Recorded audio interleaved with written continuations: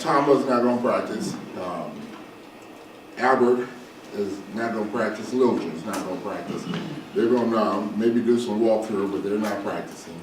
And then we'll see what Kendrick and Dexter, what they can do, but they're kind of limited, and we'll see what they can do. So they're the same guys from yesterday, all right? On the roster, we claimed and were awarded Hayworth Hicks from the Jets. He played at Iowa State. He's a big, strong, physical offensive lineman. So we think he might be able to fit in with our offensive line. So we claimed him and we got him. And so he was getting physicals this morning. And when he can get out there, he'll get out there and we will start indoctrinating him into the program.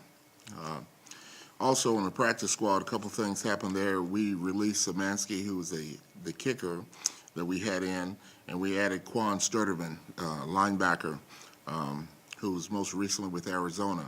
He was on Arizona's practice squad last year, was in training camp with them earlier this year, and so possibly he might be able to help us on special teams and at the linebacker spot. And so that's what we've done with the squad to this point.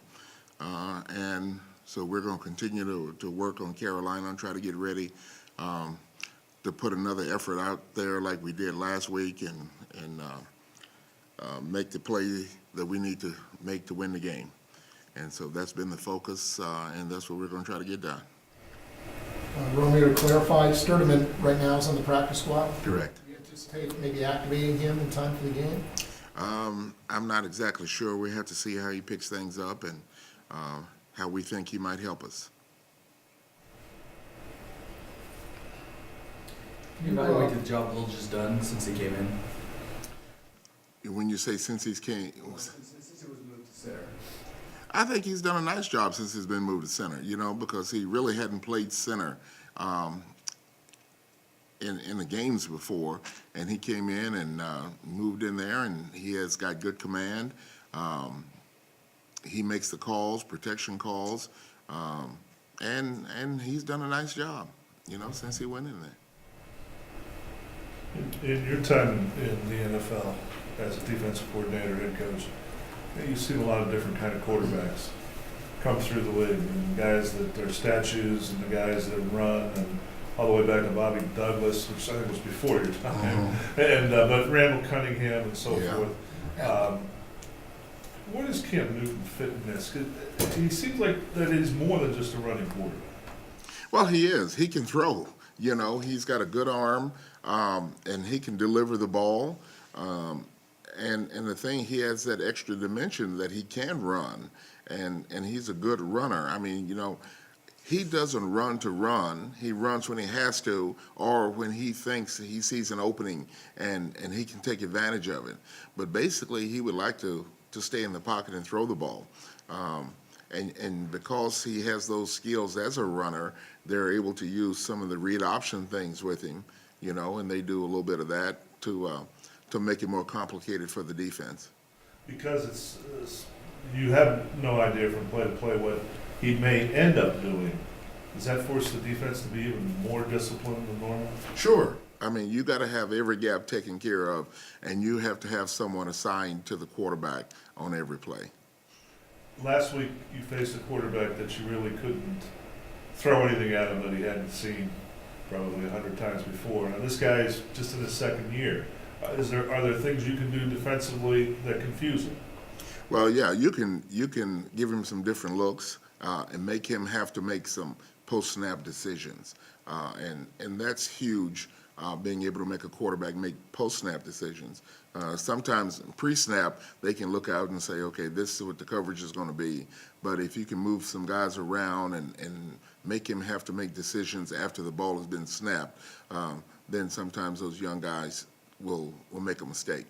That pre-snap information, is it better to not give him any or to give him something that's fake and change it up? What's more confusing for the quarterback? Well, it just depends on what you're giving him. If you're giving him that pre-snap stuff that you're giving him, if it's what you're playing, then probably you don't want to give him as much, If you're giving him some stuff pre-snap and then you're going to play something else, now then he's got to try to figure it out. When you got two pass rushers, which you hope Tom was out there this weekend, like Houston and Ali. They're coming off the edges, and they're coming out of those starting blocks like a sprinter. And you got a quarterback like Newton, who you don't know where he's going to be. Do you ask those guys to slow down? No, you don't ask them to slow down. You ask them to be disciplined in their rush, not run up the field past the quarterback. If you make an inside move, make sure that somebody can cover the outside for you so that you don't give him running lanes. Coach, what are you seeing from Carolina's running game that particularly concerns you? That their runners run extremely hard. I mean, those runners are tough-minded runners, and they run hard. They take hits. They deliver blows. They gain yards, when they have the ball. Do you feel at all like there's some negative aspect almost to playing at home right now? Your team's lost 7 games in a row. The fans are kind of quick to turn a little bit. Do you think the team at all presses at home and trying to impress the fans? Oh, no, I wouldn't say that. I mean, I thought Sunday's game was a pretty good game on our part, and if we were pressing or intimidated about playing at home, I don't think we would have played as well against a very good football team. Romeo, I know how you are about having to play rookies, but if Stevenson has to be your left tackle again Sunday, how much more comfortable are you with that prospect than you would have been last week after seeing him play? Well, with him having a game under his belt, I will be a little bit more comfortable because I saw what he did and how he approached his job and his responsibility last week. And so I think that I feel like that he'll represent himself well. Was that a surprise to you? Not only what he did on game day, but as you say, the way he prepared for the game?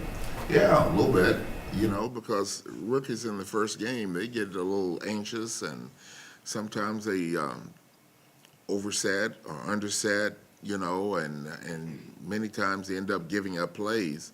But like I say, he embraced the responsibility and the job, and I like what I saw. When you guys were preparing for the draft and you looked at these two guys, how much of a factor in that you like them is that they both have a bit of a nasty streak? I mean, they'll give you a little extra there at the bottom of the pot. Well, when you look at offensive linemen, you like to have offensive linemen that have an attitude. I'm not going to say nasty streak, but I'm going to say attitude. And many of the good offensive lines around the league have attitudes. Have you seen that from these two guys in their rookie year? Yeah. Mm-hmm.